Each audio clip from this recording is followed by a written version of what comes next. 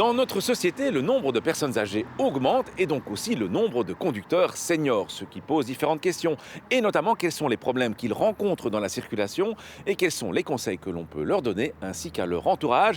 Mais commençons par voir la place qu'ils occupent dans les statistiques d'accidents. L'augmentation du nombre de seniors dans la population se traduit également dans les statistiques des accidents.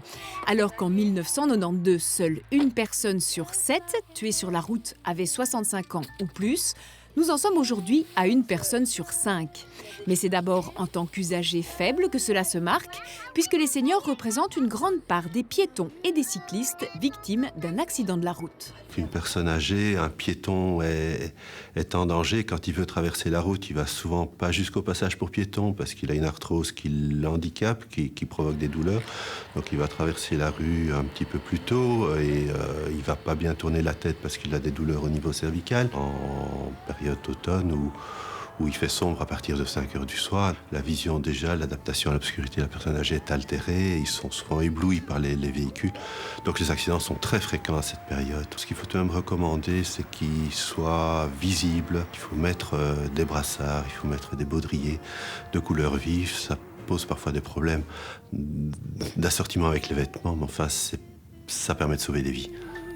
En tant que conducteur, les personnes âgées sont beaucoup plus souvent des accidents avec blessés ou des morts. C'est plus souvent près des stops ou des carrefours, mais c'est pas vraiment la vitesse. Ça s'explique plutôt par des problèmes qui sont liés au vieillissement, à la vue, au réflexe, à la capacité d'adaptation devant l'obstacle. Je préconise à partir de la cinquantaine de voir un ophtalmologue parce que le handicap visuel est un handicap qui est souvent bien toléré et le déficit est souvent beaucoup plus grave que ce qu'on imagine. Et puis pour les personnes tranches d'âge plus âgées, 70-75 ans, au moins voir son médecin généraliste une fois par an, aborder le problème.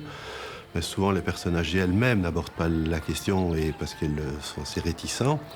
Mais ça peut se faire par l'intermédiaire de l'entourage familial qui peut interpeller le médecin traitant, ou souvent les petits-enfants peuvent également être d'une aide précieuse pour sensibiliser la personne âgée au risque qu'elle prend quand elle conduit. Conscients de leurs difficultés, les conducteurs seniors adaptent souvent d'eux-mêmes leur conduite. L'important, c'est d'éviter l'utilisation de la voiture au moment des heures de pointe, en ville en particulier. Le temps de pluie, on adapte sa conduite. On roule beaucoup plus lentement, on est beaucoup plus prudent. Je roule nettement moins vite.